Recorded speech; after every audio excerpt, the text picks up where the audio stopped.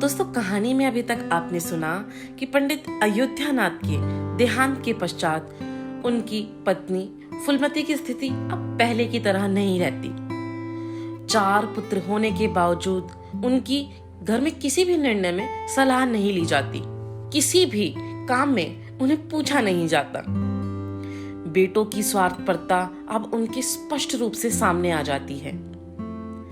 बेटे इतने लालची हो जाते हैं कि वे अब अपनी बहन कुमुद के विवाह में 1 रुपया भी दहेज में नहीं देना चाहते और उसका विवाह उससे बड़ी उम्र के व्यक्ति से करवाना चाहते हैं ताकि दहेज न देना पड़े।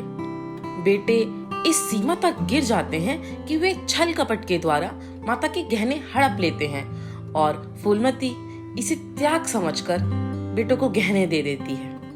अब आगे।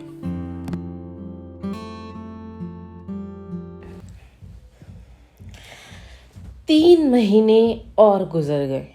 माँ के गहनों पर हाथ साफ करके चारों भाई उसकी दिलजोई करने लगे थे। अपनी स्त्रियों को भी समझाते थे कि उसका दिल न दुखाए। अगर थोड़े से शिष्टाचार से उसकी आत्मा को शांति मिलती है तो इसमें क्या हानि है। चारों करते अपने मन की और माता से सलाह ले लेते या ऐसा जाल फैलाते कि वे सरला उनकी बातों में आ जाती और हर एक काम में सहमत हो जाती। बाग को बेचना उसे बहुत बुरा लगा था, लेकिन चारों ने ऐसी माया रची कि वह उसे बेचने पर राजी हो गई। किंतु कुमुद के विवाह के विषय में मैतक्य न हो सका। माँ पंडित मुरारी लाल पर जमी हुई थी, लड़के दीनदयाल पर अड़े हुए थे। एक दिन आपस में कलह हो गई। फूलमती ने कहा, माँ बाप की कमाई में बेटी का हिस्सा भी है। तुम्हें 16,000 का एक बाग मिला, 25,000 का एक मकान, 20,000 नकद में, क्या 5,000 भी कुमुद का हिस्सा नहीं है? कामता ने नम्रता से कहा, अम्मा कुमुद आपकी लड़की है तो हमारी बहन है। आप 2-4 साल में प्रस्थान कर जाएंगी, पर हमारा और उसका बहुत दिनों तक का संबंध रहेगा। तब हम यथाशक्ति कोई ऐसी बात ना करेंगे जिसे उसका कोई अमंगल हो। लेकिन हिस्से की बात कहती हो तो कुमुद का हिस्सा कुछ नहीं। दादा जीवित थे तब और बात थी, वे उसके विवाह में जितना चाहते खर्च करते, कोई उनका हाथ ना पकड़ सकता था। लेकिन अब तो हमें 1-1 पैसे की किफायत करनी पड़ेगी। जो काम 1000 में हो जाए उसके लिए 5,000 खर्च करना कहाँ की बुद्धिमानी है। उमानाथ ने सुधारा, 5,000 क्यों, 10,000 कहिए। कामता ने भवे सिकोड़ कर कहा, नहीं, मैं 5,000 ही कहूंगा। एक विवाह में 5,000 खर्च करने की हमारी हैसियत नहीं है। फूलमती ने जिद पकड़कर कहा, विवाह तो मुरारी लाल के पुत्र से ही होगा। 5,000 खर्च हो चाहे 10,000, मेरे पति की कमाई है, मैंने मर मर कर जोड़ा है, अपनी इच्छा से खर्च करूंगी। तुम्ही ने मेरी कोख से जन्म नहीं लिया है, कुमुद ने भी उसी कोख से जन्म लिया है। मेरी आंखों में तुम सब बराबर हो। मैं किसी से कुछ मांगती नहीं। तुम बैठे तमाशा देखो, मैं सब कुछ कर लूंगी। 20,000 में 5,000 कुमुद का है। कामता नाथ को अब कड़वे सत्य की शरण लेने के सिवा और कोई मार्ग न रहा। बोला, अम्मा तुम बरबस बात बढ़ाती हो। जिन रुपयों को तुम अपना समझती हो वे तुम्हारे नहीं हैं। तुम हमारी अनुमति के बिना उनमें से कुछ खर्च नहीं कर सकती। फूलमती को जैसे सर्प ने डस लिया। क्या कहा? फिर तो कहना मैं अपने ही संचय रुपए अपनी इच्छा से नहीं खर्च कर सकती। वह तुम्हारे रुपए नहीं रहे, हमारे हो गए। तुम्हारे होंगे लेकिन मेरे मरने के पीछे नहीं, दादा के मरते ही हमारे हो गए। उमानाथ ने बेहयाई से कहा, अम्मा कानून कायदा तो जानती नहीं, नाहक उछलती है। फूलमती क्रोध और विहल होकर रोकर बोली, भाड़ में जाए तुम्हारा कानून, मैं ऐसे कानून को नहीं जानती। तुम्हारे दादा ऐसे कोई धन्ना सेठ नहीं थे। मैंने ही पेट और तन काट कर यह गृहस्थी जोड़ी है, नहीं आज बैठने की चाह न मिलती। मेरे जीते जी तुम मेरे रुपए नहीं छू सकते। मेरे 3 भाइयों के विवाह में 10-10 हजार खर्च किए हैं, वही मैं कुमुद के विवाह में भी खर्च करूंगी। कामतानाथ भी गर्म पड़ा, आपको कुछ भी खर्च करने का अधिकार नहीं है। उमानाथ ने बड़े भाई को डांटा, आप खामखा अम्मा के मुंह लगते हैं। भाई साहब मुरारी लाल को पत्र लिख दीजिए कि तुम्हारे यहाँ कुमुद का विवाह ना होगा, बस छुट्टी हुई। कायदा कानून तो जानती नहीं, व्यर्थ की बहस करती हैं। फूलमती ने संयमित स्वर में कहा, अच्छा क्या है कानून, जरा मैं भी सुनूं। उमा ने निरीह भाव से कहा, कानून यही है कि बाप के मरने के बाद जायदाद बेटों की हो जाती है, माँ का हक केवल रोटी कपड़े का है। फूलमती ने तड़प कर पूछा, किसने यह कानून बनाया? उमा शांत स्थिर स्वर में बोला, हमारे ऋषि मुनियों ने, महाराज मनु ने, और किसने? फूलमती एक क्षण अवाक रहकर आहत कंठ से बोली, तो इस घर में मैं तुम्हारे टुकड़ों पर पड़ी हुई हूं। उमानाथ ने न्यायाधीश की निर्ममता से कहा, तुम जैसा समझो। फूलमती की संपूर्ण आत्मा मानो इस वज्रपात से चित्कार करने लगी। उसकी मुख से जलती हुई चिंगारियों की भांति यह शब्द निकल पड़े, मैंने घर बनवाया, मैंने संपत्ति जोड़ी, मैंने तुम्हें जन्म दिया, पाला, और आज मैं इस घर में गैर हूं। मनु का यही कानून है और तुम उसी कानून पर चलना चाहते हो। अच्छी बात है, अपना घर द्वार लो, मुझे तुम्हारी आश्रिता बनकर रहता स्वीकार नहीं। इससे कहीं अच्छा है कि मैं मर जाऊं। वह रे अंधेर, मैंने पेड़ लगाया और मैं ही उसकी छाह में खड़ी नहीं हो सकती। अगर यही कानून है तो इसमें आग लग जाए। चारों युवकों पर ममता के इस क्रोध और आतंक का कोई असर न हुआ। कानून का फौलादी कवच उनकी रक्षा कर रहा था। इन कांटों का उन पर क्या असर हो सकता था? जरा देर में फूलमती उठकर चली गई। आज जीवन में पहली बार उसका वात्सल्य मगन मातृत्व अभिशाप बनकर उसको धिक्कारने लगा। जिस मातृत्व को उसने अपने जीवन की विभूति समझा था, जिसके चरणों पर वह सदैव अपनी समस्त अभिलाषाओं और कामनाओं को अर्पित करके अपने को धन्य समझती थी, वही मातृत्व आज उसे अग्निकुंड का सा जान पड़ा, जिसमें उसका जीवन जलकर भस्म हो गया। संध्या हो गई थी। द्वार पर नीम का वृक्ष सिर झुकाए निस्तब्ध खड़ा था, मानो संसार की गति पर शुद्ध हो रहा है। अस्ताचल की ओर प्रकाश और जीवन का देवता फूलमती के मातृत्व की ही भांति अपनी चिता में जल रहा था। फूलमती अपने कमरे में जाकर लेटी तो उसे मालूम हुआ कि उसकी कमर टूट गई है। पति के मरते ही अपने पेट के लड़के उसके शत्रु हो जाएंगे, उसने स्वप्न में भी अनुमान न लगाया था। जिन लड़कों को उसने अपना हृदय रक्त पिला पिलाकर पाला, वही आज उसके हृदय पर यूं आघात कर रहे हैं। अब वह घर उसे कांटों की सी सेज हो रहा था। यही उसकी कुछ कद्र नहीं थी, कुछ गिनती नहीं। वही अनाथों की भांति पड़ी रोटियां खाए, यह उसकी अभिमानी प्रकृति के लिए असह्य था। पर उपाय ही क्या था? वह लड़कों से अलग होकर रहे भी तो नाक किसकी कटेगी? संसार उसे थूके तो क्या और लड़कों को थूके तो क्या, बदनामी तो उसी की है। दुनिया तो यही कहेगी कि 4 जवान बेटों के होते बुढ़िया अलग पड़ी हुई मजूरी करके पेट पाल रही है। जिन्हें उसने हमेशा नीच समझा, वही उस पर हंसेंगे? नहीं, वह अपमान इस अनादर से कहीं ज्यादा हृदय वितारक था। अब अपना और घर का पर्दा ढका रहने में ही कुशल है। हाँ, अब उसे अपने को नई परिस्थितियों के अनुकूल बनाना पड़ेगा। समय बदल गया है। अब तक स्वामिनी बनकर रही, अब लौंडी बनकर रहना पड़ेगा। ईश्वर की यही इच्छा है। अपने बेटों की बातें और लातें, गैरों की बातें और लातों की अपेक्षा फिर भी गनीमत है। वह बड़ी देर तक मूढ़ा पे अपनी दशा पर रोती रही। सारी रात इसी आत्मवेदना में कट गई। शरद का प्रभाव डरता डरता उषा की गोद से निकला, जैसे कोई कैदी छिपकर जेल से भागा हो। फूलमती अपने नियम के विरुद्ध आज तड़के ही उठी। रात भर में उसका मानसिक परिवर्तन हो चुका था। सारा घर सो रहा था और वह आंगन में झाड़ू लगा रही थी। रात भर ओस में भीगी हुई उसकी पक्की जमीन उसके नंगे पैरों में कांटों की तरह चुभ रही थी। पंडित जी उसे कभी इतने सवेरे उठने ना देते थे। शीत उसके लिए बहुत हानिकारक थी, पर अब वह दिन नहीं रहे। प्रकृति उसको भी समय के साथ बदल देने का प्रयत्न कर रही थी। झाड़ू से फुर्सत पाकर उसने आग जलाई और चावल दाल की कंकड़ियां चुनने लगी। कुछ देर में लड़के जागे, बहुएं उठी। सभी ने बुढ़िया को सर्दी में सिकड़े हुए काम करते देखा, पर किसी ने यह ना कहा कि अम्मा क्यों हलकान होती हो।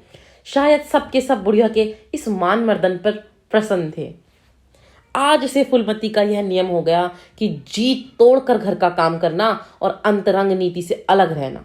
उसके मुख पर जो एक आत्मगौरव झलकता था, उसकी जगह अब गहरी वेदना छाई हुई नजर आती थी। जहां बिजली जलती थी, वहां तेल का दिया टिमटिमा रहा था, जिसे बुझा देने के लिए हवा का एक हल्का सा झोंका काफी है। मुरारी लाल को इनकारी पत्र लिखने की बात पक्की हो चुकी थी। दूसरे दिन पत्र लिख दिया गया। दीनदयाल से कुमुद का विवाह निश्चित हो गया। दीनदयाल की उम्र 40 से कुछ अधिक थी। मर्यादा में भी कुछ हेटे थे, पर रोटी दाल से खुश थे। बिना किसी ठहराव के विवाह करने पर राजी हो गए। तिथि नियत हुई, बारात आई, विवाह हुआ और कुमुद विदा कर दी गई। फूलमती के दिल पर क्या गुजर रही थी इसे कौन जान सकता था। पर चारों भाई बहुत प्रसन्न थे, मानो उनके हृदय का कांटा निकल गया हो। ऊंचे कुल की कन्या मुख कैसे खोलती। भाग्य में सुख भोगना लिखा होगा सुख भोगेगी, दुख भोगना लिखा होगा दुख झेलेगी। हरी इच्छा बेकसों का अंतिम अवलंब है। घर वालों ने जिससे विवाह कर दिया उसमें 1000 ऐब हो तो भी वह उसका उपास्य है, उसका स्वामी है। प्रतिरोध उसकी कल्पना से परे था। फूलमती ने किसी काम में दखल ना दिया। कुमुद को क्या दिया गया, मेहमानों का कैसा सत्कार किया गया, किसके यहाँ नेवते में क्या आया, किस बात से भी उसे सरोकार न था। उसे कोई सलाह भी ली गई तो यही कहा, बेटा तुम लोग जो करते हो अच्छा ही करते हो, मुझसे क्या पूछते हो। जब कुमुद के लिए द्वार पर डोली आ गई और कुमुद माँ के गले लिपट कर रोने लगी तो वह बेटी को अपनी कोठरी में ले गई और जो कुछ 50-100 रुपए थे, 2-4 मामूली गहने उसके पास बचे रह गए थे, बेटी के अंचल में डालकर बोली, बेटी मेरी तो मन की मन में रह गई, नहीं तो क्या आज तुम्हारा विवाह इस तरह होता और तुम इस तरह विदा की जाती। आज तक फूलमती ने गहनों की बात किसी से ना कही थी। लड़कों ने उसके साथ जो कपट व्यवहार किया था इसे चाहे अब तक न समझी हो, लेकिन इतना जानती थी कि गहने फिर ना मिलेंगे और मनोमालिन्य बढ़ने के सिवा कुछ हाथ ना लगेगा। लेकिन इस अवसर पर उसे अपनी सफाई देने की जरूरत मालूम हुई। कुमुद यह भाव मन में लेकर जाए कि अम्मा ने अपने गहने बहुओं के लिए रख छोड़े, इसे वह किसी तरह ना सह सकती थी। इसलिए वह उसे अपनी कोठरी में ले गई थी। लेकिन कुमुद को पहले ही इस कौशल की टोह मिल चुकी थी। उसने गहने और रुपए आंचल से निकालकर माता के चरणों में रख दिए और बोली, अम्मा मेरे लिए तुम्हारा आशीर्वाद लाखों रुपए के बराबर है।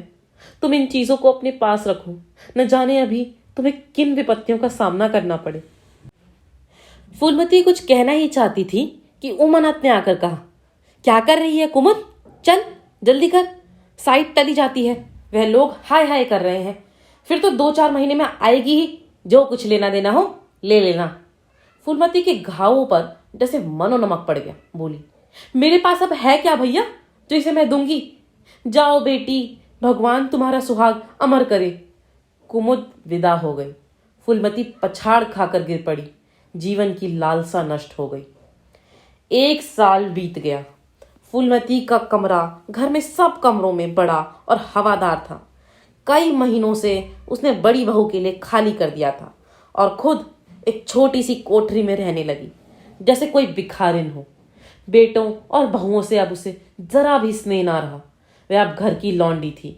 घर के किसी प्राणी, किसी वस्तु, किसी प्रसंग से उसे प्रयोजन न था। वह केवल इसीलिए जीती थी कि मौत ना आती थी। सुख या दुख का अब उसे लेश मात्र भी ज्ञान न था। उमानाथ का औषधालय खुला, मित्रों की दावत हुई, नाच तमाशा हुआ। दयानाथ का प्रेस खुला, फिर जलसा हुआ। सीतानाथ को वजीफा मिला और विलायत गया, फिर उत्सव हुआ। कामतानाथ के बड़े लड़के का यज्ञोपवीत संस्कार हुआ, फिर धूमधाम हुई। लेकिन फूलमती के मुख पर आनंद की छाया तक न आई।